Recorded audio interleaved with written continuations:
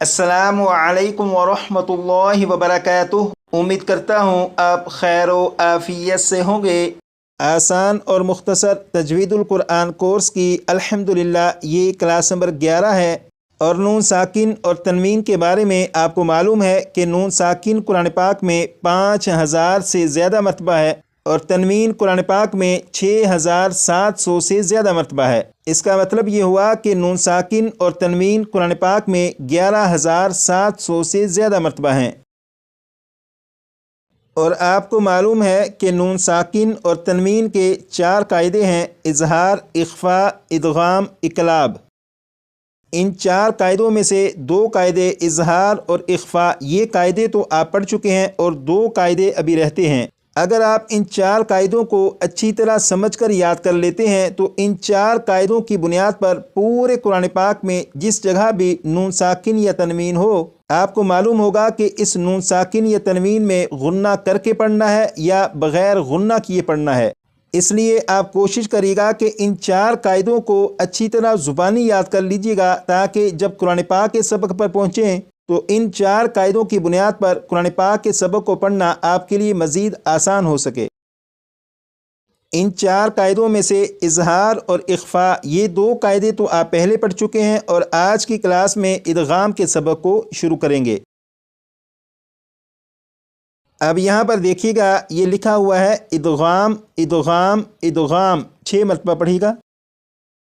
आपने पढ़ा इदगाम और इदगाम का माना यहाँ पर ब्रैकेट के अंदर लिखा हुआ है मिलाना। इदगाम का माना है मिलाना, इसे 6 मरतबा पढ़िएगा। यहाँ पर लिखा है नून साकिन और नून साकिन के बारे में आपको मालूम है कि नून के ऊपर अगर जज्म हो तो नून साकिन होगा। यहाँ पर नून के ऊपर जज्म है तो ये नून साकिन है। इसी तरह तनवीन के बारे में भी आपको मालूम है कि 2 ज़बर 2 ज़ेर 2 पेश को तनवीन कहते हैं। अब यहाँ पर देखिएगा लिखा हुआ है हरूफ़ यरमलून 6 हैं, हरूफ़ यरमलून 6 हैं, 6 मरतबा पढ़िएगा।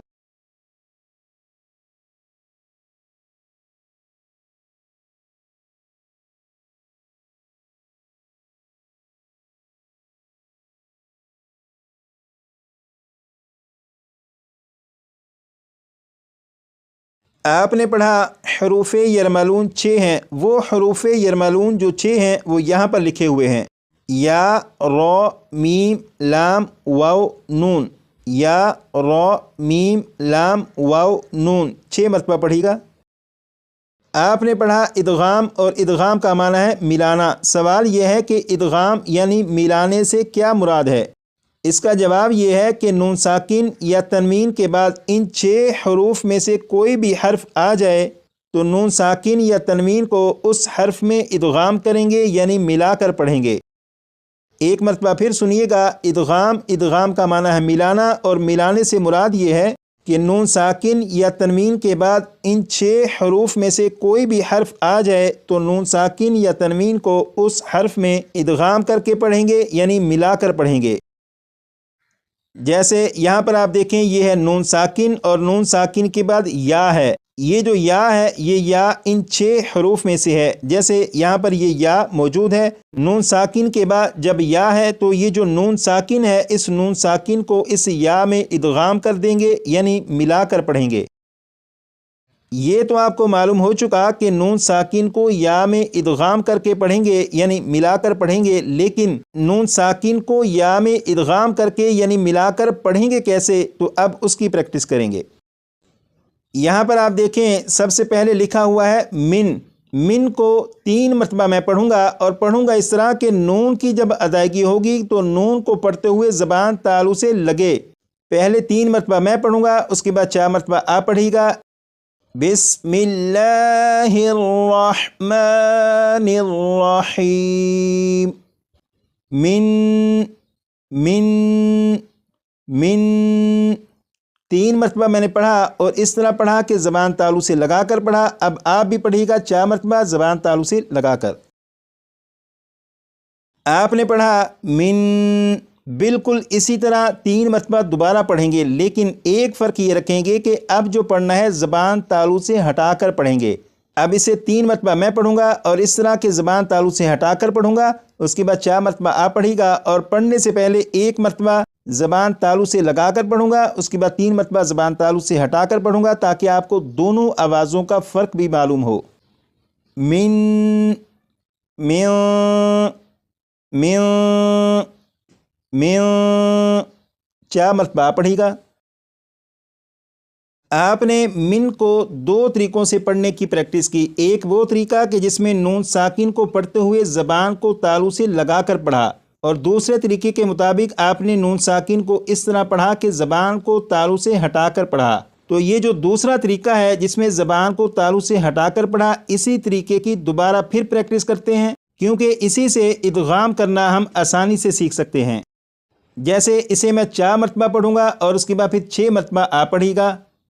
من، من، من، من، 6 مرتبہ آپ پڑھے گا۔ یہاں پر آپ نے پڑھا من، من۔ آپ غور کریں کہ یہاں پر ایسے معلوم ہو رہا ہے کہ جیسے میم کے بعد جو آواز ہے وہ اوپر کی طرف جا رہی ہے، جیسے من،